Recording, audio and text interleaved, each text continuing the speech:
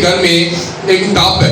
पानी वाला और आप उसे भरते हैं और वो अगर छोटा सा उसमें छेद है और आप चंद मिनट के बाद आते हैं और आप देखते हैं होते पानी भरिया सी ते पानी खत्म हो गया, तो आप उसे ढूंढते हैं कि प्रॉब्लम कहाँ है,